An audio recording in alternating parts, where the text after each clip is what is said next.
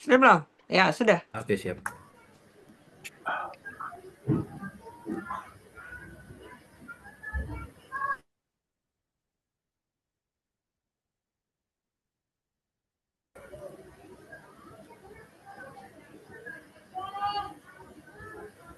Sudahkah? Udah, Kita, C. kita mulai ya. Selamat malam, teman-teman trader sekalian. Jadi hari ini adalah kelas perdana dari seri intermediate. Kita panggilnya Intermediate 201. Kita hari ini mau bahas soal analisa teknikal dan fundamental yang merupakan basis ya dari semua transaksi yang kita mau lakukan. Nah, kenapa dibilang intermediate? Karena ini udah nggak bahas lagi yang dasar-dasar, nggak bahas lagi tentang pengetahuan basic tentang futures, sorry, tentang forex. Jadi kita langsung benar-benar sudah nyemplung. Kelas intermediate ini tujuannya adalah untuk mempersiapkan teman-teman trader menjadi trader-trader mandiri. Hai. Trader mandiri ya yang nantinya akan dipelajari di kelas advance gitu. Jadi kalau udah belajar di advance, kita mengharapkan teman-teman trader udah jadi trader mandiri lah. Nggak selalu nungguin harus ada signal gitu. Jadi benar-benar sudah tahu harus seperti apa dan mungkin malah supplying signal gitu. Ya, hari ini trainernya adalah paman kita dari Makassar. Allahu Akbar. Ya. Oke, Mungkin jadi bisa di mute dulu, ya C. sebentar saya cari dulu. Mic-nya Ya, saya langsung serahkan aja ke Pak Andrea. siap, C. Oke, silakan. Oke, selamat malam. Eh, Salam sejahtera. Assalamualaikum warahmatullahi wabarakatuh, teman-teman. Nah, malam ini kita akan belajar basic ya, basic dari fundamental dan teknikal. Kenapa saya katakan basic? Karena kalau untuk membahas fundamental dan teknikal nih, waktu 1 jam kayaknya teramat sangat kurang ya, teramat sangat kurang. Harus saya coba buka dulu ya untuk yang teknikalnya, fundamentalnya sorry.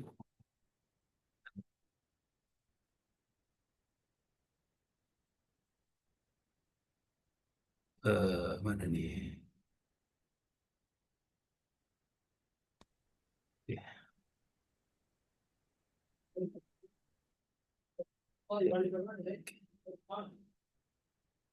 saya share layar untuk teknikal ya. Mana nih fundamental sorry. Nih, kebaca nggak teman-teman?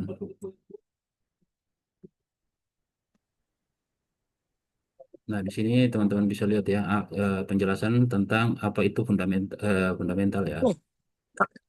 Halo, kedengaran? Dengar bang, dengar, dengar. Oke, nah Dengaran Bang. di sini Lanjut, eh, silakan. oke. Kita jelaskan apa itu analisis fundamental dalam perdagangan. Jadi ada banyak jenis analisis investasi ya. Analisis fundamental adalah salah satunya. Nah, jadi analisis fundamental ini lebih berbicara tentang news ya, tentang data-data, baik itu dari sektor ekonomi ataupun dari sektor politik gitu. Begitu pula dengan kita bisa lihat di sini dari eh, keadaan suatu negara atau keadaan alam itu sangat berpengaruh. Itu yang disebut fundamental. Jadi semua news, semua berita itu bisa menjadi salah satu acuan kita dalam analisa fundamental. Oke. Nah, jadi di sini kita lihat perbedaan antara analisis fundamental dan teknis ya. Nah, dengan teknikal, pedagang yang memperdagangkan hal-hal teknis menggunakan analisis teknik. Pada dasarnya memperdagangkan apa yang mereka lihat pada grafik mereka gitu. Jadi kita bisa biasa melihat pola candlestick-nya bagaimana, apakah ini doji, apakah ini jenis candlestick apa gitu kan, support dan resisten. Di sini kita menggunakan indikator, bisa juga itu dalam bentuk teknikal ya. Apakah lihat dari volumenya serta berbagai alat lain yang tersedia. Nah, ini kalau yang menggunakan teknikal. Nah, sementara kalau fundamental itu kita lebih berpotensi atau lebih lebih berfokus ke news dan data ekonomi. Nah, Nih, beberapa trader lebih suka memperdagangkan hal-hal teknis. Tuh. Karena sebagian orang menganggap fundamental dan berita itu sebagai noise. Noise dalam arti eh, itu cuma data yang mempengaruhi konsentrasi mereka aja. Kadang cuma dianggap sebagai isu. Itu bagi para trader teknikal itu grafik bagi mereka ya memberitahu mereka harus melakukan apa. Arah yang benar di market itu mereka lebih fokus ke teknikalnya gitu. Tetapi satu hal yang perlu kita ketahui bahwa semua indikator teknikal itu akan dirusak atau tidak berfungsi atau akan berubah arah itu mengikuti fundamental yang keluar pada saat itu gitu. Nah, karena fundamental ini lebih ke data ekonomi yang bisa menggerakkan market, sementara teknikal itu hanya membaca pergerakan market before and after dari fundamental tersebut. Begitu. Ya. Cukup bisa dipahami mungkin teman-teman ya. Jadi kita kita kalau memperhatikan teknikal, teknikal ini digerakkan oleh apa? Nah, teknikal ini digerakkan oleh fundamental tersebut. Berbicara supply and demand, permintaan pasar itu masuk dalam kategori fundamental juga. Jadi semakin besar permintaan atau semakin besar supply di market itu yang akan membuat teknikal ini akan membuat teknikal membaca dalam bentuk grafik.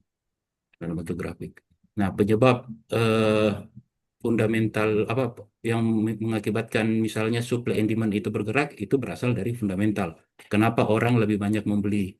Kenapa orang lebih banyak menjual itu berdasarkan fundamental. Jadi kalau bagi saya pribadi ya karena saya adalah trader fundamental, saya menganggap fundamental itulah yang lebih berpotensi menggerakkan grafik gitu. Nanti setelah fundamental keluar, baru saya akan berfokus ke teknikalnya untuk menentukan kapan saya harus entry ke dalam market. Nah, di sini kita bisa lihat mengapa analisis fundamental itu penting. Kalau dari segi grafik perdagangan, ia dapat memberitahu Anda banyak tentang hal pasar, arahnya, momentumnya, area support dan resisten, dan sebagainya. Namun jika Anda berdagang hanya dengan grafik tanpa mempertimbangkan pergeseran ekonomi yang besar, Anda dapat menghadapi resiko kehilangan pergerakan pasar, pergerakan harga yang besar. Contoh misalnya nih, kadang kan kalau kita melihat hukum ya, secara hukum teknikal, khususnya di area support and resistance lah, ini yang paling basic ya, paling basic. Pada saat harga menyentuh support kan harusnya kita nge-buy ini, ya kan? Nah, atau pada saat harga menyentuh resisten, kita harusnya di situ sell. Nah, ada ada yang istilah minor support, ada yang mayor support. Major support ini support yang bisa dikatakan 80% kalau harga menyentuh support itu ya kita all in buy lah ya. Kita langsung nge-buy tanpa pikir panjang. Tapi kok bisa tiba-tiba support yang kuat itu kejebol. Nah, ini berarti ada fundamental yang merubah arah pasar tersebut. Ya. Nah, bagi teman-teman yang bertransaksi menggunakan teknik analisis teknikal, ini biasa mereka bingung kok bisa gitu. Tapi bagi teman-teman yang sudah mempelajari fundamentalnya itu mereka akan sudah mengantisipasi hal tersebut bahwa dari segi fundamental kemungkinan besar support yang kuat ini akan kejebol gitu. Jadi harus dikombin ya. Kita nggak bisa bertransaksi cuman satu jenis aja, teknikal teknikal, fundamental fundamental. Nggak bisa. Itu harus dikombin gitu. Nah, kalau kita mau lihat jenis-jenis analisis fundamental banyak ya. Nah, tapi sebagian besar analisis fundamental ini berpatok kepada dolar, ya, berita-berita yang mempengaruhi harga dolar atau pergerakan dolar. Kenapa seperti itu? Karena eh, hampir semua ya perdagangan di dunia ini itu dibayarnya dalam bentuk dolar. Gitu. Jadi penguatan atau pelemahan terhadap mata uang dolar ini sangat berpengaruh terhadap eh, transaksi atau harga yang terjadi di eh, dunia trading ini. Contoh misalnya kalau dolarnya menguat, otomatis bagi teman-teman yang kebanyakan teman-teman di sini transaksinya di XAU ya, transaksi di emas. Pada saat dolar menguat, teman-teman ini pasti nge-sell ya, sell XAU atau dolarnya melemah, teman-teman ini langsung nge-buy XAU seperti itu. Nah, karena seluruh perdagangan di dunia itu lebih didominasi pembayaran dalam bentuk dolar. Oke, next. Nah, ini jenis-jenis news ya. Ini salah satu jenis-jenis fundamental yang teman-teman harus perhatikan. Nah, di sini ada tentang PDB, jadi produk domestik bruto ya. Nah, jadi untuk penjelasan lebih detailnya nanti ini kita punya kelas lanjutan ya, karena eh, materi untuk fundamental ini sangat banyak teman-teman. Nah, di sini. Karena PDB mengukur nilai total semua barang dan jasa yang diproduksi oleh suatu negara selama periode laporan, peningkatan PDB menunjukkan ekonomi yang bertumbuh dan berpotensi mata uang yang kuat bagi negara tersebut. Nah, jadi kalau kita lihat PDB, produk domestik bruto, itu newsnya keluar misalnya. Sebelumnya eh, datanya misalnya sebelumnya itu di 10K, 10K, terus diprediksi itu meningkat ke 11K. Nah, kita tinggal tunggu aktualnya berapa. Aktualnya berapa. Pada saat ternyata aktualnya sesuai dengan prediksi, berarti ada pertumbuhan dari produk domestik bruto ini sebesar 1K. Nah, berarti kalau kita acuannya, misalnya ini news untuk USD ya, pada saat produk domestik brutonya ini menguat atau meningkat, otomatis pada saat itu berarti impact bagi USD itu USD-nya menguat, gitu teman-teman. Nah, yang berikutnya ada indeks harga konsumen. Biasanya sih disebut CPI ya. Kalau newsnya itu Anda boleh lihat CPI. Nah, CPI ini mengukur biaya untuk membeli sekeranjang barang atau apa jasa yang ditentukan. CPI ini dinyatakan sebagai indeks berdasarkan nilai awal 100. Jadi untuk detailnya cara menghitung ini kita punya kelasnya nanti. Nanti saya akan jelaskan secara detail cara menghitungnya. Tetapi untuk yang lebih simpelnya, teman-teman tinggal melihat saja, tinggal melihat hasil news yang keluar, aktualnya berapa.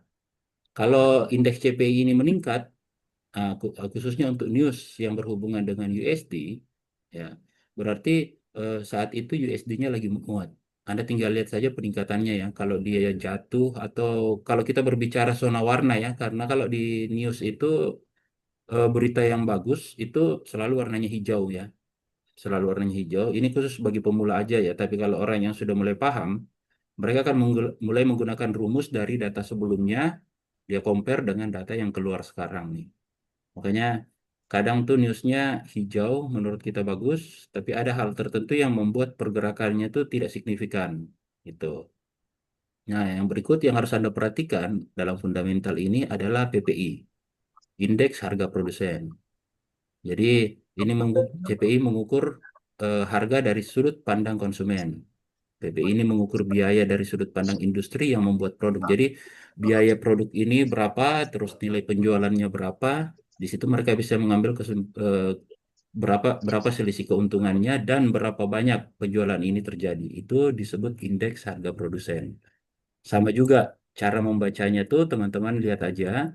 Kalau data sebelumnya, data yang aktualnya keluar itu lebih besar atau lebih bagus dari data sebelumnya, berarti menguat juga untuk mata uang negara tersebut. Khususnya untuk USD karena kan news ini kita lebih perhatikan untuk news-news USD ya. Itu kalau di fundamental. Oke. Yang berikut itu tingkat pekerjaan. Data pengangguran lah kalau biasa orang bilang ya. Jadi di sini Anda bisa melihat data-data pengangguran misalnya dari Amerika tuh. Semakin besar lapangan pekerjaan yang terbuka, semakin kurang angka penganggurannya, maka USD saat itu menguat. Terus yang berikut adalah suku bunga. Yang berikut itu adalah suku bunga. Nah, kalau kita berbicara suku bunga ini eh, ada beberapa faktor yang harus kita perhatikan ya. Kenapa suku bunga itu sangat berpengaruh misalnya dengan peri yang kita transaksikan sekarang. Contoh misalnya emas. Nah, pada saat suku bunga ini meningkat, ya, suku bunga meningkat, maka eh, bisnis lain atau investasi lain, contoh misalnya obligasi, saham dan lain-lain itu bunganya lebih tinggi, teman-teman. Otomatis minat terhadap komoditas seperti XAU atau emas itu kurang, kurang ya. Makanya kalau suku bunga Amerika naik itu bagi teman-teman yang transaksi gold itu ngambil posisi sell itu sudah pasti. Karena minat orang terhadap emas ini sudah mulai berkurang. Mereka lebih pilih investasi yang hasilnya lebih banyak. Contoh deposito atau saham. Nah, berbeda kalau suku bunganya turun. Kalau ada pemangkasan suku bunga, itu Anda bisa mengambil transaksi berbalikan di XAU. Karena orang akan lebih memilih investasi yang safety. Contohnya misalnya emas. Gitu. Nah, Ini sekedar dasar ya, sekedar dasar. Kenapa saya bahas garis besarnya aja? Karena fundamental ini secara detail itu harus kita bahas per jenis newsnya. Contoh, tingkat pekerjaannya harus kita bahas secara detail gitu. Sampai sini mungkin teman-teman ada pertanyaan? Jadi saya kasih langsung sesi pertanyaan yang per materi ini. Jadi untuk sementara fundamental, kalau ada Boleh Pak teman-teman saya? yang oke silakan. Halo, Siap, siap. saya mau nanya Pak. Ya. Ini kan mau nanya ini Pak, seberapa bertahan lama gitu fundamental ini tuh mempengaruhi market gitu. Kayak misalkan waktu kemarin kan dolar good tuh, Ya, NFT ya turun. oke. Nah, turun dia kan. Tapi eh apa ya? Harusnya itu kan orang-orang tuh kan istilahnya meninggalkan gitu kan, meninggalkan emas gitu ya. Mm-mm. Istilahnya gitu pindah ke dolar dong harusnya. Nah ini Oke. tuh seberapa lama gitu habis news itu dikeluarkan? Misalkan nih ada max-nya kayak 2 hari, 3 hari gitu, baru market normal lagi gitu, kayak gitu Oke. Pak. Oke. Kalau dari pengalaman ya, dari pengalaman, cuman sekarang ini kita dalam dunia trading kita tidak ada hal yang pasti ya, teman-teman ya. Khususnya kita berbicara sekarang istilah fundamental.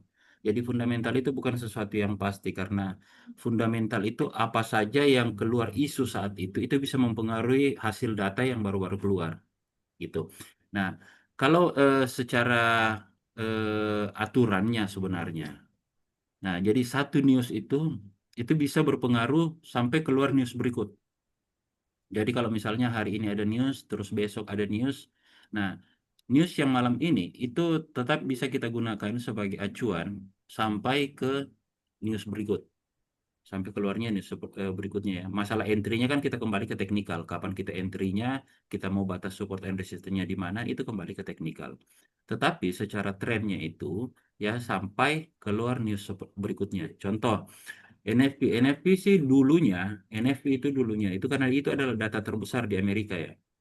Data terbesar di Amerika, data ekonomi terbesar, itu berpengaruh sampai 1 minggu. Makanya biasa, biasa pada saat keluar newsnya di hari Jumat, ya, kalau selama ini kan NFT selalu keluar di hari Jumat, cuman baru-baru ini keluarnya di hari Kamis ya, karena hari Jumat itu bertepatan dengan Independent Days di Amerika. Nah, itu biasanya kalau newsnya keluar itu akan selalu bertolak belakang atau bahkan mungkin kadang tidak bergerak gitu, kadang tidak bergerak atau kadang juga sudah mengambil impactnya langsung bisa langsung bergerak sesuai arah. Nah, tetapi hal ini biasa impactnya yang lebih jangka panjang itu pada saat mulai hari Senin open marketnya gitu, open marketnya. Nah, kalau kalau sekarang kita berbicara impactnya berapa lama, sekarang sudah tidak tentu, Bang. Ya, kalau untuk saat-saat ini semua sekarang sudah tidak tentu. Kenapa seperti itu? Karena setiap ada fundamental baru yang keluar, akan ada lagi fundamental lain dalam bentuk news, dalam bentuk berita yang bukan eh, data ekonomi, dalam bukan data itu ekonomi. Contoh sekarang ya, kalau kita compare ya, kalau kita compare antara eh, data Amerika, misalnya USD bagus nih, tetapi di tempat lainnya ada perang. Nah, tempat lain ada perang. Nah, secara data ekonomi, kalau USD menguat, maka pembelian emas ini kurang. Otomatis harus anjlok, ya kan? Karena banyak orang yang lebih memilih menjual emasnya untuk mengambil untung dibanding membeli. Itu secara data apa fundamental berdasarkan data ekonomi. Tetapi di satu sisi, di tempat lain atau di negara lain terjadi perang, ketidakstabilan ekonomi, ya. Nah, ketidakstabilan ekonomi. Emas ini berlaku lagi sebagai safe haven. Safe haven ini sarana lindung nilai ya. Kalau teman-teman baru mendengar istilah safe haven, jadi sarana lindung nilai di mana pada saat sebuah negara itu tidak stabil atau apa perekonomian lagi nggak stabil, para investor besar ini lebih memilih untuk mengamankan asetnya dalam bentuk emas. Gitu, karena kita tahu kan nilai emas itu selalu stabil dari tahun ke tahun.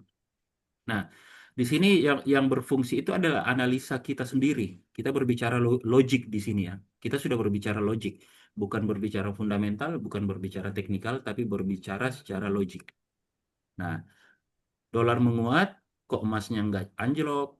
Ternyata di tempat lain terjadi perang misalnya. Otomatis permintaan terhadap emas ini tetap meningkat walaupun harganya mahal. Seperti yang semalam saya sampaikan, misalnya nih, sama halnya dengan kalau kita lagi lebaran kan.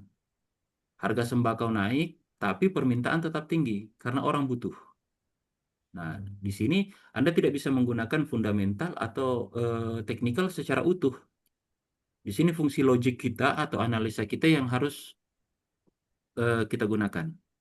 Nah, ini biasa teman-teman akan dapatkan sendiri nantinya itu dari jam terbang. Ya, dari jam terbang. Makanya untuk fundamental ini jangan cuma berpatokan sama kalender ekonomi, teman-teman ya. Anda harus melihat semua berita-berita dunia. Nah, inilah yang membuat saya suka dengan trading sebenarnya. Bukan berbicara di trading itu gampang dapat duit atau dan lain-lain, bukan. Yang saya sukanya dengan trading itu di saat teman-teman saya masih berbicara siapa gubernur di kabupaten masing apa di tempatnya masing-masing, kita sudah berbicara Trump lagi ngapain. Itu salah satu kelebihan dari trading yang membuat saya selama ini lebih suka berkecimpung di dunia trading. Itu. Ya, jadi Anda harus memantau semua news nih. Ya, kalau mau lebih simpel ya cobalah langganan CNBC lah, ya kan? Anda tinggal pantau ada isu apa di situ. Bahkan saya pun pribadi udah follow tweetnya Twitternya Trump, X-nya Trump ya. Itu karena kami pengen tahu nih hal-hal yang mungkin bisa membalikkan harga fundamental dalam bentuk data ekonomi yang baru-baru keluar. Itu. Jadi teman-teman harus perhatikan itu semua. Nanti pelan-pelan lah. Inilah gunanya kita diskusi, gunanya ada GYC ini. Jadi Anda tidak menelan mentah-mentah tuh pada saat ada news keluar ya. Kita bisa diskusi, no, kok ini berbalik arah Pak, harusnya seperti ini. Nah itu, mungkin teman-teman ada yang dapat news lain, Pak, tadi Trump ngomongnya kayak gini ya. Itu bisa kita compare. Itu gunanya, ya. Paham Pak ya? Oke, ada lagi mungkin? Paham, paham. Oke, mungkin ada pertanyaan lagi. Ini fundamental memang agak berat teman-teman ya. Agak berat nih fundamental nih. Nah, ini baru Bang Andre, pengenalan pertama. menambahkan? Siap. Mas Yanto silakan. Oke. Selamat malam semua. Abang-abang, Malam. gimana kabarnya malam ini? Baik semua? Saya yang agak batuk. Gimana acara Oke. ulang tahunnya? Wah, asik. Rame, mantap. Alhamdulillah tadi dapat makan-makan enak gratis. Oke, kita sekarang saya mau mereview sedikit ya tentang masalah fundamental. Banyak tadi yang sudah dijelaskan oleh Bang Andre ya. Nah, kalau bagi saya fundamental umumnya ada dua fungsi yang bisa kita dapatkan. Yang pertama, fungsi pertama adalah panduan arah. Umumnya fundamental yang sifatnya akan membuat market itu trending. Satu contoh, masalah suku bunga. Kita bisa lihat ketika suku bunga dirilis ya, apalagi itu sangat ekstrim ya, entah kenaikan ekstrim atau itu sifatnya prediksi yang akan datang, tapi sudah direspon duluan oleh market. Nah, itu akan membuat harga ini mempunyai kecenderungan entah itu naik terus ataukah turun terus dalam jangka waktu yang agak lumayan panjang. Dalam satu hari full, bisa 2 hari, 3 hari berturut-turut, bisa jadi seperti itu. Nah, itu panduan arah bagi kita. Misalnya, suku bunga dirilis untuk bulan depan, ya, suatu contoh nih, US akan menaikkan suku bunga 0,50 basis point. Nah, market pasti akan merespon. Walaupun itu sekedar untuk cuitan di bulan depan. Biasanya seperti itu akan membuat hal yang sifatnya trending. Nah, itu panduan arah bagi kita. Kalau seperti itu, otomatis dolar akan menguat. Harga emas akan turun, misalnya. Euro USD akan turun. Pound sterling akan turun. Kita follow trend. Jadi sedapat mungkin setiap kita entry lebih banyak ambil sell daripada ambil gaya yang counter trend. Nah, itu adalah salah satu fungsi fundamental sebagai panduan arah kita. Yang kedua, fundamental itu bisa dijadikan sebagai alarm.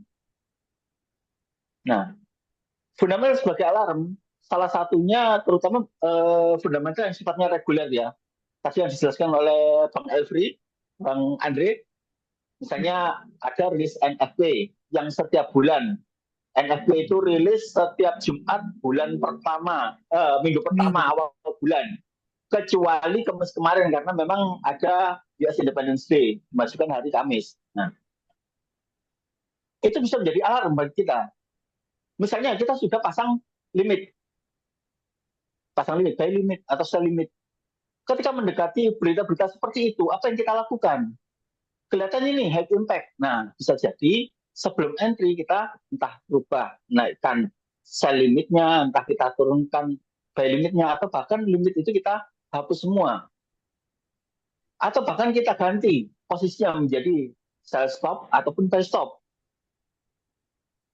Yang kedua, kita untuk mengatur risk management. Mungkin bagi teman-teman ada ya yang tradingnya lebih banyak mantau, hold dan sebagainya, tidak langsung pasang taking profit, tidak langsung pasang stop loss. Nah, karena dengan mengingat adanya news yang akan muncul, akhirnya risk manajemennya dirubah. Ini rawan ini. Kalau katakanlah limitku kena, bisa jadi nanti takutnya tembus semakin dalam. Akhirnya kita pasang stop loss. Atau katakanlah kita sudah biasa pasang stop loss, misalnya SAU, USD, pasang stop loss 10 poin. Wah, ini rawan ketika ada news kayak gini. Kita naikkan aja menjadi 5 poin. Itu sebagai alarm kita untuk menjaga risk management. Terus yang ketiga dari alarm ini, nah ini kita bisa jadikan sebagai acuan untuk exit. Misalnya kita sudah ada posisi, dan posisi kita itu selaras dengan prediksi berita yang akan muncul. Kita sudah punya buy SAU USD, gitu. Akan muncul rilis payroll, ya kan? Di mana prediksinya payroll ini akan jelek. Kalau payroll jelek, otomatis USD kan akan melemah, ya kan? Ketika USD melemah, maka harga SAU USD kemungkinan besar akan naik. Selaras, kita sudah punya posisi. Tapi ternyata ketika rilis berita itu keluar, ya, dan itu jelek, sangat-sangat jelek pada hari Jumat misalnya, yang biasanya rata-rata Jumat itu ada 3 berita, hourly earning, payroll, terus unemployment rate, keluar jelek semua. Bagus semua. Berkebalikan arah dengan posisi kita. Ini bisa jadikan alarm kita untuk exit posisi. Karena apa? Biasanya kalau sudah tiga-tiganya ini beritanya ini searah, maksudnya kalau bagus-bagus semua, bahkan di luar prediksi, ya. Nah, kita bisa jadikan sebagai alarm kita untuk exit. Itu salah satu atau fungsi fundamental yang bisa kita jadikan acuan. Yang pertama sebagai panduan arah, yang kedua sebagai alarm. Ya. Mereview lagi seperti yang disampaikan oleh Bang Andre tadi, ya. Kalau kita berbicara fundamental, jelas kita tak bisa lepas dari keempat hal. Yang pertama masalah politik. Jelas sekali masalah politik akan sangat berpengaruh pada fundamental. Kebijakan-kebijakan politik Trump, kebijakan politik Cina, peristiwa seperti perang, itu kan peristiwa politik. Itu sangat berpengaruh terhadap pergerakan harga. Yang kedua ekonomi. Suatu misal, masalah kebijaksanaan tarif. Itu kan kebijaksanaan ekonomi. Suatu misal, ketika Anda trading pound sterling USD, GBP USD, gitu. Nah, pada saat itu berita ekonomi tentang Inggris mengalami resesi yang besar. Ekonomi carut marut. Nah, itu juga bisa dijadikan acuan untuk transaksi pound sterling USD, misalnya seperti itu. Itu berita ekonomi. Terus yang ketiga, berita moneter. Berita moneter seperti masalah suku bunga, terutama suku bunga Amerika. Banyak tadi dibahas oleh Bang Andre. Sangat berpengaruh. Dan yang terakhir adalah berita-berita yang sifatnya reguler. Tadi yang seperti disampaikan oleh Bang Andre, ya, kita bisa melihat news yang sifatnya setiap bulan atau setiap minggu dia dirilis. Misalnya berita tentang payroll, berita tentang CPI, berita tentang PPI, berita tentang unemployment rate, tentang jobless claim, misalnya seperti itu. Itu rilisnya secara reguler. Dan itu langsung bisa Anda lihat ya di beberapa web. Misalnya yang saya gunakan forexfactory.com.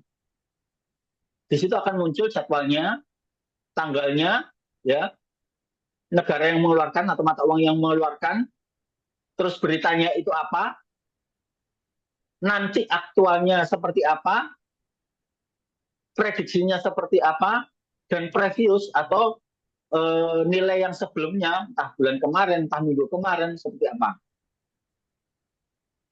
Nah, itu bisa Anda dapatkan kayak seperti forexfactory.com, investing.com. Kalau berita-berita secara global, saran Bang Elfri tadi, baca CNBC itu sangat penting. Terutama bagi Anda yang, karena CNBC itu lebih global sifatnya. Baik itu berita tentang emas, berita tentang forex, berita tentang indeks saham, terutama saham-saham Amerika, banyak dibahas di situ. Juga tentang kripto, itu banyak dibahas di CNBC. Ya, kalau nggak bisa bahasa Inggris, pakai Google. Iya, pakai ini ya, di translate ya, kan bisa kan, kalau pakai Google Chrome. Nah, jadi, memang aslinya bahasa Inggris, Anda buka di Google Chrome, itu kan ada menu untuk terjemahan. Terjemahkan aja ke bahasa Indonesia. Oke. Jadi, untuk berita-berita reguler ini, saya sarankan untuk membaca forexfactory.com karena itu ulasannya lebih lengkap. Jadi di situ ada kayak semacam folder gitu ya. Kalau Anda ingin tahu, misalnya non-farm payroll itu apa sih? Duduk aja foldernya, itu akan muncul di situ. Non-farm payroll adalah apa? Gitu. Misalnya tingkat pengupahan di luar sektor pertanian. Efeknya apa? Efeknya bagus untuk keluar bagus, good for currency, misalnya kayak gitu. Jadi yang mengeluarkan USD, jadi beritanya dari Amerika. Ketika keluar payroll ini bagus, maka itu bagus untuk dolar. Nah itu bisa kita pelajari di forexfactory, gitu. Jadi kalau ulasan-ulasan lebih lengkap banyak di CNBC, atau yang paling mudah yang kamu diakses juga investing.com. Karena kalau untuk forexfactory.com biasanya kita juga membutuhkan VPN. Kalau saya harus pakai VPN untuk membukanya, tidak bisa secara langsung. Gitu. Itu, Bang Andre, saya kembalikan. Sorry, nambahin sedikit, anggap aja iklan. Oke? Oke, nggak apa-apa. Terima kasih. Jadi benar ya dikatakan oleh Mas Ian Pegasus tadi itu. Jadi fundamental ini membuat Anda tuh tidak ragu untuk mengambil keputusan. Kenapa saya katakan tidak ragu? Karena fundamental ini sudah membuat tren dari market. Tinggal Anda kembali ke teknikal lagi nih, entry-nya di mana. Tuh. Untuk berbicara risk manajemennya udah jelas juga. Ini kejadian kan waktu Jumat ya. Jumat kan market itu tutup setengah hari lah hitungannya ya. Nah, tutup setengah hari, jadi teman-teman kebetulan ada yang masih ada posisi sell ya. Nah, cuman itu membuat kita nggak takut lagi untuk nge-hold gitu. Kenapa? Karena kalau dari segi fundamental nih harusnya turun dulu ya. Alhamdulillah kan Senin kejemput semua ya. Ini salah satu eh, kelebihan dari mengetahui fundamental itu kemana gitu. Tapi bukan berarti ini sudah pasti ya. Seperti yang saya katakan, ada hal-hal tertentu yang mungkin pada saat Sabtu Minggu ini harus kita perhatikan juga. Jadi Sabtu Minggu tuh walaupun misalnya Anda tidak trading, Sabtu Minggu ini news kan selalu ada nih. Anda tetap harus memperhatikan. Nah, semalam saya sampaikan pernah kejadian tuh 2015. 2015 itu tentang Cina yang menjual emasnya 60 ton. Itu langsung membuat semua prediksi buyar ya. Padahal jauh hari sebelumnya tuh prediksinya hari Senin Cina akan menerima pembayaran dari utang-utang surat-surat negara-negara lain yang berutang ke Cina. Harusnya kan nilai mata uang Cina itu menguat.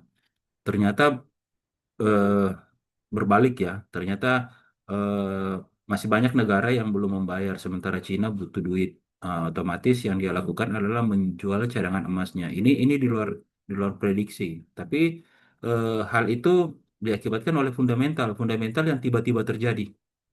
Itu bukan dalam hal data ekonomi ya, bukan dalam hal data ekonomi, tapi kebijakan atau tindakan yang dilakukan tiba-tiba. Nih, makanya kita harus selalu update newsnya ya. Oke, sampai sini masih ada pertanyaan tentang fundamental? Kalau nggak, saya akan lanjut ke teknikal.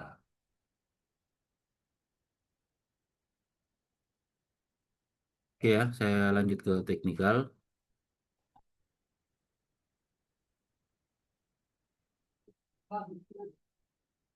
Nah, ini untuk teknikalnya teman-teman. Jadi, analisis teknikal dalam trading forex adalah metode untuk memprediksi pergerakan harga di masa depan dengan mempelajari data histori dan grafik harga.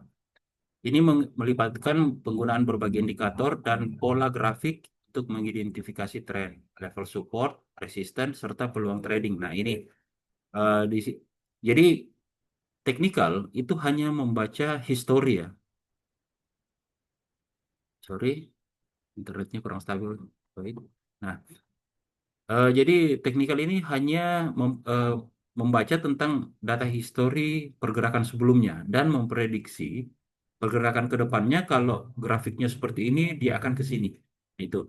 Nah, itu kenapa teknikal ini bisa saja dirusak oleh fundamental. Tuh. Nah, tapi kalau lagi nggak ada fundamental atau fundamental yang udah keluar, nah saatnya menggunakan technical analysis. Nah, hal yang kita gunakan di technical analysis itu boleh pakai indikator, boleh menggunakan pola grafik, ya, eh, support and resistance wajib, itu. Nah, next. Nah, pengertian analisis teknikal ya, atau technical analysis, ini studi tentang pergerakan harga di masa lalu untuk memprediksi pergerakan harga di masa depan. Jadi, cuman berdasarkan prediksi. Itu kenapa dia bisa dirusak oleh fundamental. Ini yang harus teman-teman ingat ya, bahwa ya di teknikal itu semua cuman berdasarkan prediksi. Gitu. Ini didasarkan pada asumsi bahwa harga mencerminkan semua informasi yang tersedia dan bahwa pola harga cenderung berulang. Ya, betul, cenderung berulang. Contoh misalnya support and resistance itu, walaupun support and resistance-nya eh, di time frame monthly misalnya, itu masih bisa kita gunakan. Itu menjadi support and resistance yang paling strong. Nah, itu bisa menjadi acuan juga. Trader teknikal menggunakan grafik harga, indikator teknikal, dan alat-alat analisis lainnya untuk mengidentifikasi peluang trading. Nah, ini paling paling bagus sih kalau teknikal memang untuk para pemula ya, untuk para pemula, karena mereka itu mengesampingkan tentang fundamental, di mana fundamental ini lebih ke eh, pertama transaksi besar, yang kedua untuk jangka panjang, gitu. Untuk day trade sih bisa ya teknikal ya. Nah, komponen analisis teknikal itu pertama grafik harga atau chart ya.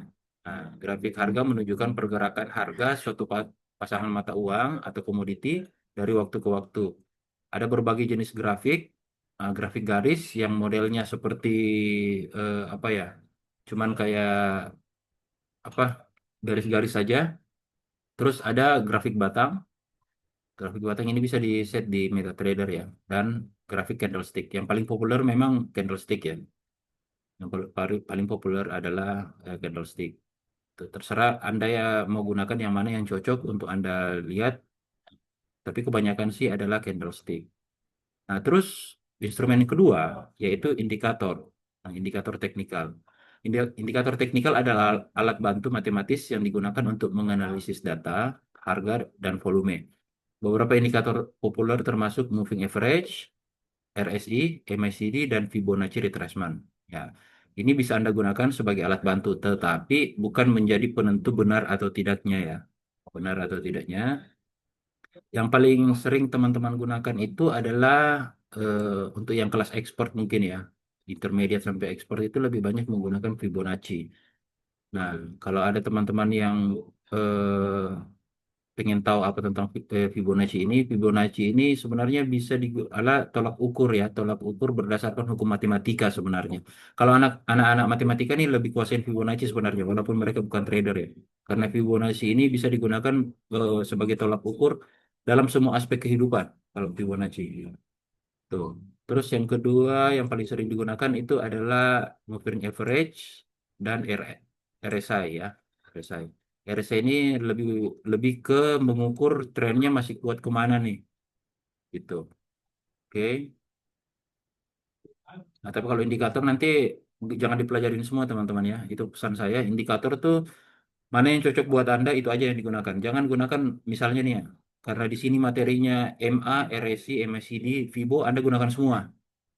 Nah, di sini ada 5 indikator. 4 aja indikator udah bingung ya. Contoh misalnya 2 yang memberikan sinyal buy, 2 yang memberikan sinyal sell, Anda jadi bingung jadinya. Ya. Oke. Terus pola grafik. Nah, pola grafik ini yang saya katakan tadi itu adalah candlestick ya, yang paling sering kita gunakan. Pola grafik adalah informasi harga tertentu yang muncul di grafik dan dapat memberikan sinyal trading. Tuh. Nah, jadi Anda bisa lihat pola candlenya misalnya doji, ini saya harus kemana, ini shooting star harus kemana. Nah, kelas berikutnya kita akan memberikan materi full ya, full khusus untuk teknikal juga, karena kan di teknikal ini banyak nih. Dari pola grafik aja kita butuh waktu berapa lama untuk membahasnya ya. Jadi pokoknya kalau teman-teman yang di VIP ini boleh nanti itu ikuti kurikulumnya aja ya, karena kita belajar tuh step by step ya, biar nggak biar nggak pusing terimanya. Terus level support and resistance. Nah, support adalah level level harga di mana permintaan cenderung meningkat. Nah, ini yang saya katakan tadi bahwa secara hukum di support ini kita harus ngebuy. Itu secara hukum. Ya, apalagi kalau dapatnya support kuat atau strong support. Nah, cuman bisa juga itu kejebol ya. Kejebol mungkin tiba-tiba ada fundamental besar yang membuatnya jebol.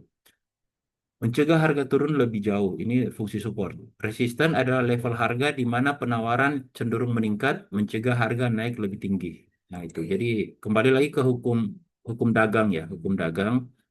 Jadi dalam hukum dagang tuh memang selalu ada batasan. Barang ini maksimal harganya harusnya di sini, jangan lebih.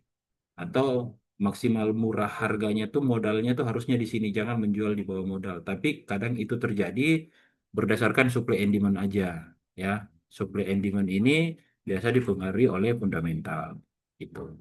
Contoh kalau kita berbicara perdagangan dalam bentuk hasil bumi lah misalnya. Kalau hasil panennya lagi nggak bagus, otomatis harganya jadi mahal, gitu kan. Bahkan batas resistennya pun bisa ditembus karena barangnya langka. Tapi kalau hasil panen lagi bagus, suplainya suplainya apa banyak ya, nah, itu bisa saja menembus level support. Itu. Cuman ini kan istilah agak lebih canggih ya karena kita gunakan dalam dunia trading. Tapi sebenarnya kita sudah gunakan dalam perdagangan konvensional, gitu teman-teman. Nah, tujuan analisis teknikal yaitu mengidentifikasi tren pasar naik, turun, atau sideways. Itu kita bisa gunakan technical analisisnya. Gitu. Tentunya setelah setelah fundamental ya, setelah fundamental keluar, baru pembacaan teknikal ini mulai akurat gitu. Menentukan level support and resistance untuk membantu dan pengambilan keputusan trading gitu. Nah, terus mendeteksi pola harga yang dapat memberikan sinyal beli atau jual. Biasa kita sebut entry point. Kalau harganya seperti ini, kita harus entry-nya di candle keberapa misalnya, atau muncul candle model seperti ini, kita boleh entry buy atau sell. Terus memperkirakan pergerakan harga di masa depan dengan mengoptimalkan peluang trading. Nah, ini tujuan dari analisis teknikal ya. Tetap harus kita gunakan ya, jadi harus tetap di compare. Nah, ini kelebihan technical analysis ya. Mudah dipelajari dan diterapkan, terutama untuk trader pemula. Nah, kenapa dikatakan mudah, teman-teman ya? Karena Anda bisa memulai transaksi itu cuman dengan belajar support and resistance saja. Ya, support and resistance saja. Kenapa saya katakan demikian? Karena secara hukum, support ini adalah support and resistance ini ibaratnya tahanan ya, penahan, di mana hukum wajibnya support and resistance ini wajib memantulkan harga minimal 2 kali. Ini minimal ya, bisa saja lebih, tapi bisa juga kejebol ya. Nah, jadi Anda bisa belajar trading di awal itu cuma dari support and resistance saja. Menyentuh support silakan buy, SL-nya di bawah support, menyentuh resistance silakan sell, SL-nya di atas resistance. Itu. Kalau kita berbicara fundamental banyak ya, fundamental ini banyak nih. Contoh misalnya dulu Kalau pemain para trader yang fokusnya ke fundamental untuk analisa XAU ya, karena sekarang kan lebih banyak yang teman-teman yang transaksi XAU ya. Untuk XAU itu Anda perlu menghabiskan waktu 32 jam untuk menganalisa satu signal yang belum tentu benar. 32 jam. Sementara kalau untuk mata uang atau forex, itu Anda harus menggunakan waktu minimal 18 jam untuk menganalisa, untuk menentukan satu signal yang belum tentu benar. Belum lagi kalau di forex nih, kesusahan kalau di forex, contoh misalnya, dulu banyak yang transaksi euro dan pound sterling. Nah, hal yang paling sulit itu Anda harus memantau semua negara di UA, Uni Eropa.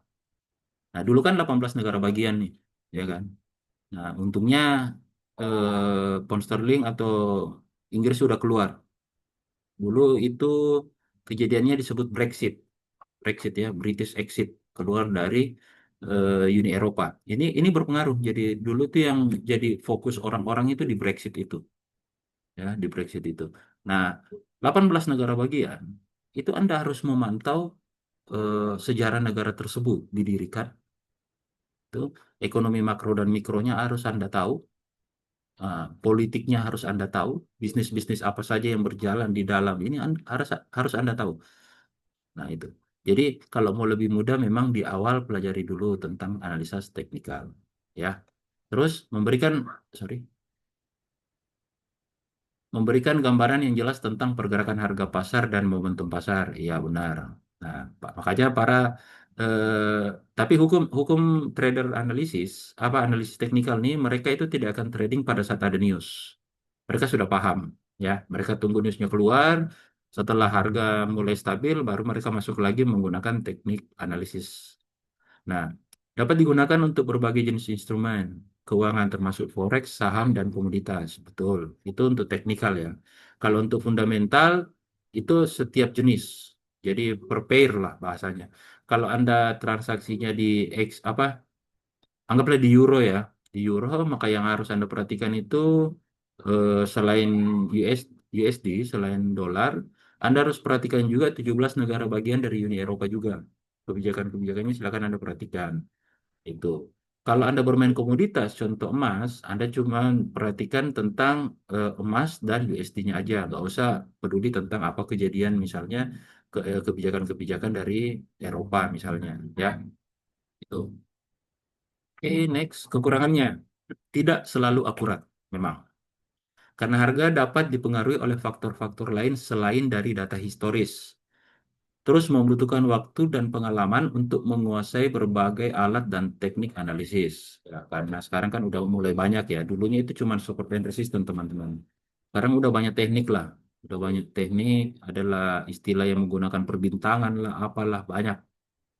Nah, tapi itu semua konsep dasarnya kembali lagi ke support and resistance pastinya. Itu basicnya. Contoh untuk indikator ya. Saya kasih contoh untuk indikator yang mungkin orang orang lihat indikator ini lumayan canggih ya. Apa ya? Bollinger Band. Bollinger Band ini salah satu indikator yang banyak orang gunakan pemula. Menurut mereka itu canggih. Tapi kalau kita lihat tiga garis di Bollinger Band ini mulai dari garis up band, mid band, dan lower band, itu sebenarnya yang up band ini adalah resisten, mid band ini adalah pivot, terus yang lower band ini sebenarnya adalah support. Makanya kalau orang transaksi menggunakan Bollinger Band, itu menyentuh up band atau resistennya mereka akan nge-sell. Tujuannya kemana? Nggak perlu jauh-jauh ke lower band, tapi mereka cuman ke middle band atau ke pivot aja. Itu bisa Anda gunakan juga. Ya, itu salah satu bukti bahwa indikator ini lebih banyak sebenarnya basicnya itu adalah support and resistance. Dapat memberikan sinyal yang salah jika tidak diimplementasikan dengan benar. Betul. Jadi kalau Anda salah baca indikator, itu bisa membuat Anda salah entry. Atau analisis teknikal Anda nih, Anda salah salah dalam membacanya, harusnya ini belum support, Anda sudah menganggap itu support, itu bisa membuat Anda salah.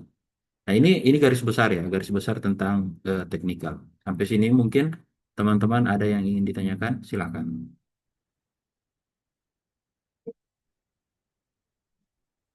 Atau mungkin dari eh, Mas Ian Pegasus, silahkan ditambahkan dulu tentang teknikalnya. Siap. Oke.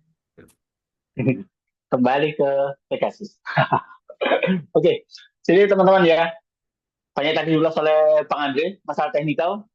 Saya hanya mereview poin-poin pentingnya aja dari teknikal yang saya tangkap. Kalau kita menggunakan analisa teknikal, analisa grafik, ya, harga-harga, ada 3 poin utama. Yang pertama adalah penggunaan indikator. Jadi di MetaTrader itu yang populer kita gunakan ya, baik MetaTrader maupun TradingView, itu pasti ada indikator-indikatornya. Indikator-indikator ini bisa berupa indikator bawaan ataupun indikator custom yang bisa kita tambahkan. Nah, indikator-indikator utama yang tadi banyak diulas oleh Bang Andre ya, terutama kayak moving average itu kan paling populer tuh. Banyak yang banyak yang menggunakan indikator itu untuk menentukan tren bisa, untuk menentukan support dan resisten bisa, ya. Jadi indikator ini ada defaultnya dari bawaan MetaTrader. Suatu contoh, moving average. Kalau kita buka grafik, pertama kali ada muncul moving average tersebut, defaultnya adalah 14 yang simple.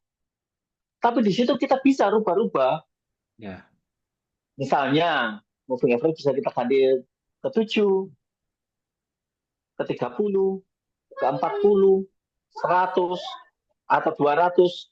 Dengan penggunaan yang berbeda-beda yang bisa kita sesuaikan dengan kecenderungan kita.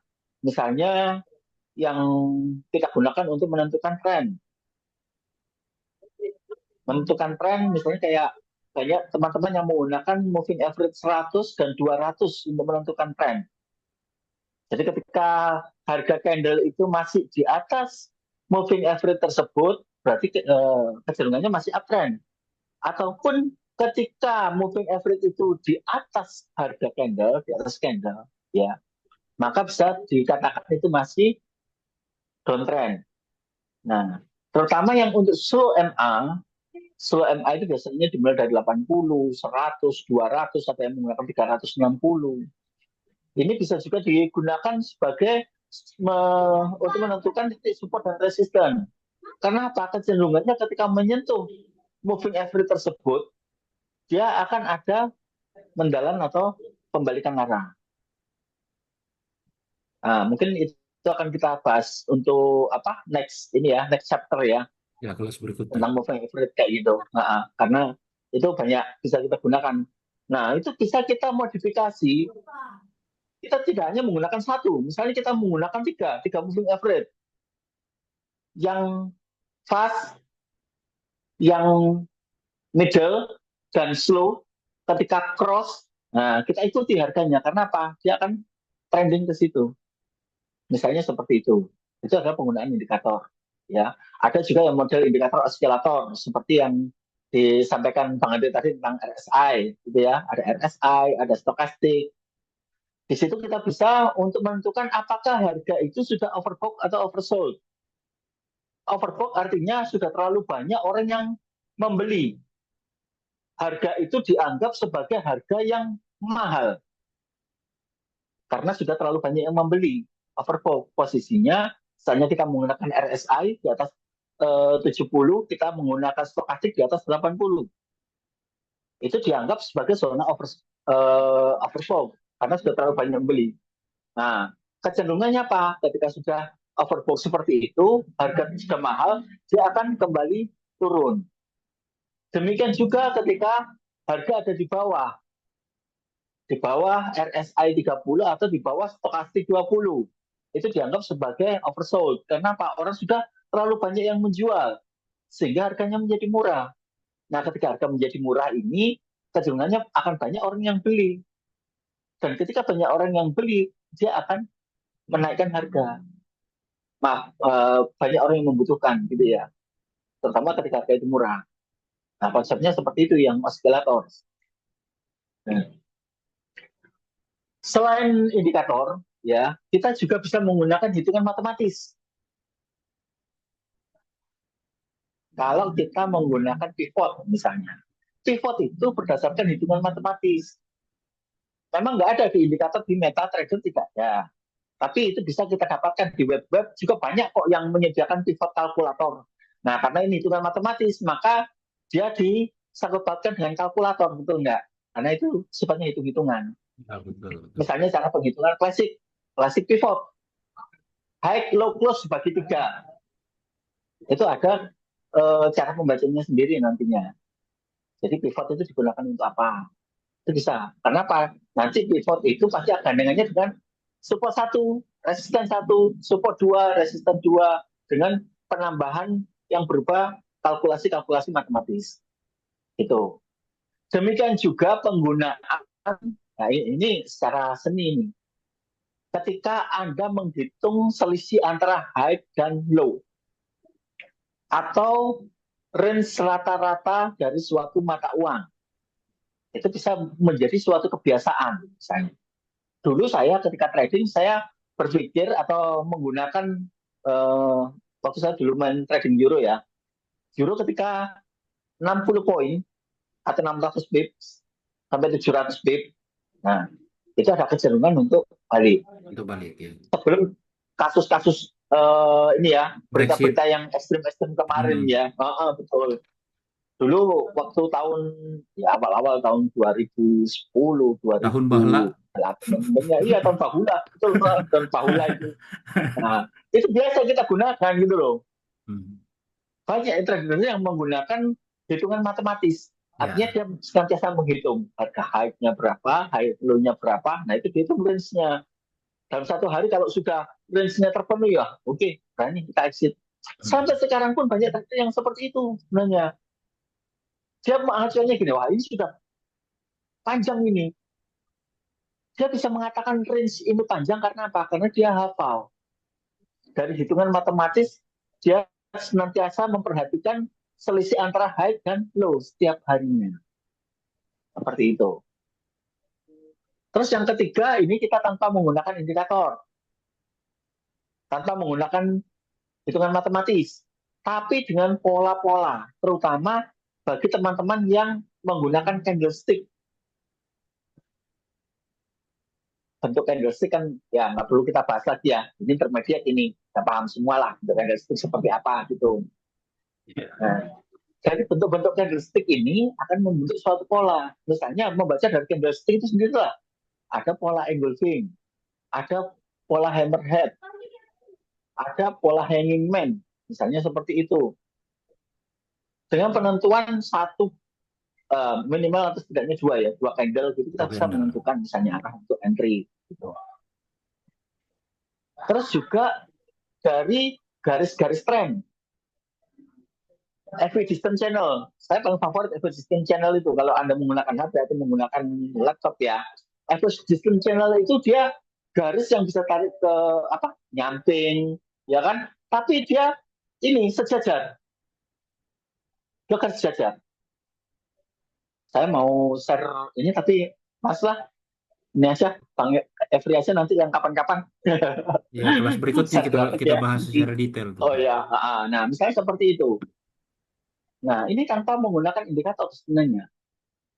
Atau juga kita menggunakan horizontal line. Paling favorit saya menggunakan horizontal line untuk menentukan support and resistance. Nah, misalnya seperti itu. Inilah yang saya tangkap dari kalau kita menggunakan analisa teknikal, ya kan? Seperti yang Bang Efri katakan tadi, ya kelemahan dari teknikal ini belum tentu valid. Karena apa? Banyak sekali ketika kita sudah menghitung teknikal sedemikian rupa, ya toh, tapi tiba-tiba tidak sesuai dengan apa yang kita harapkan. Kenapa? Bisa terjadi yang pertama karena news, juga, ya kan? Yang kedua karena memang apa? Tidak valid. Bisa jadi kita dalam menentukan garis support dan resistennya mungkin terlalu dekat lah atau gimana lah seperti itu. Makanya kalau kita ngomong-ngomong masalah robot terutama ini didasarkan semua pada analisa teknikal dan sampai sekarang tidak ada yang namanya robot Holy Grail. yang pasti profit. Karena apa? Semua didasarkan pada technical, dan technical ini tetap ada kelemahan-kelemahan Ya, gitu loh. betul. Harus diupdate Jadi terus. inilah betul update terus gitu ya. Jadi kalau saya sarankan ya tetap kita memperhitungkan fundamental sebagai gambaran global gitu. Terus eksekusinya kita menggunakan technical gitu. Jangan lupakan fundamental, walaupun kita suka dengan technical. Aku pun juga penyuka technical. Asik loh gambar-gambar kayak gitu. Kita narik garis, kita ini apa membuat pola-pola seperti itu, Jaring laba-laba. ya kan? Iya, jaring laba-laba. Asik loh memang seperti itu. Nah, tapi jangan lupakan fundamental ini bisa ngaco. Maksudnya ngaco grafik yang sudah kita mapping sebelumnya. Betul. Saya sarankan setiap pagi teman-teman juga usahakan mapping, membuat map. Jadi di garis-garis gitu ya, grafiknya di garis-garis gitu. Wah, ini nanti kira-kira resistennya hari ini di sini nih. Wah, nanti kira-kira yang menjadi support kuat nanti di sini nih. Order blocknya kira-kira di area sini nih. Nah, seperti itu. Oke, saya kembalikan ke Bang Andre. Bang Andre. Oke, siap Mas. Thank you. Ada pertanyaan nggak nih? Kalau nggak ada pertanyaan, saya kembalikan ke Cihana ya. Ayo guys.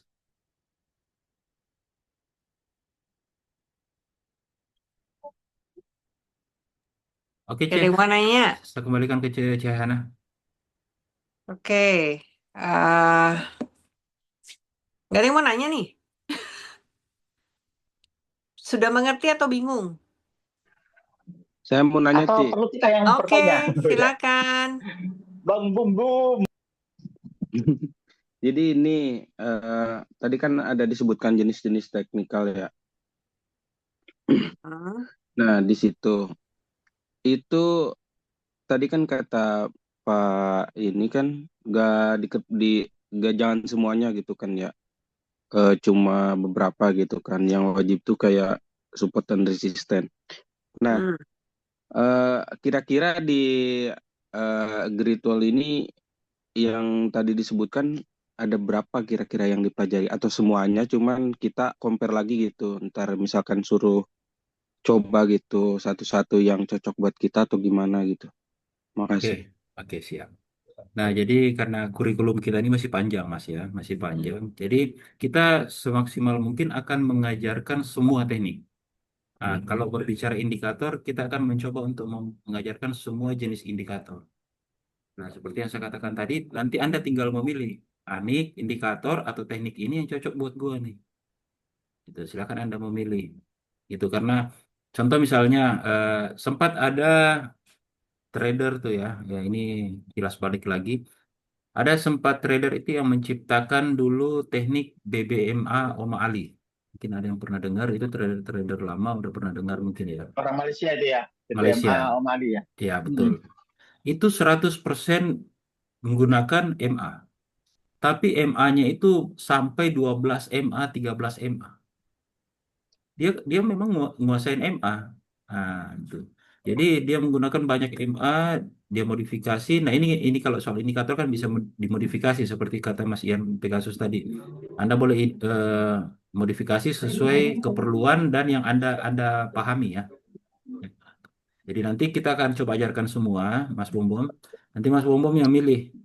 Nah, teknik ini, indikator ini, atau pola trading ini yang cocok buat saya nih. Nah, nanti itu yang Mas Bumum tuh perdalam ya. Itu. Mau fokus teknikal aja boleh, mau fokus fundamental juga boleh, mau di compare juga boleh.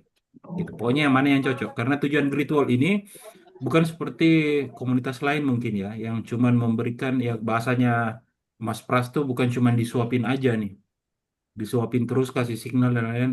Teman-teman harus bisa belajar menganalisa, bisa mulai trading sendiri dan punya gaya trading sendiri. Gitu, gitu Mas. Mas Boleh Ian, saya silakan, tambahin? silakan. Ya, tadi ada pertanyaan dari Bang Bum Bum ya. Bom Bom asik ini namanya. Dari mana sih Bang Bum Bum? Halo. Oke, saya Dari Sukabumi. Oh, Sukabumi. Oke, Jawa Barat ya. Bentar, Bang. Jadi kenapa kok kita tidak boleh mencampur adukkan seluruh atau katakanlah banyak indikator menjadi satu? Tadi sudah disinggung sama Bang Andre. Kita jadi bingung. Saya kasih contoh ya. Ada indikator yang namanya parabolik SAR. Hmm. Parabolik SAR ini fungsinya untuk menentukan arah. Dan ada juga indikator yang saya sebut tadi sebagai stokastik misalnya kayak gitu.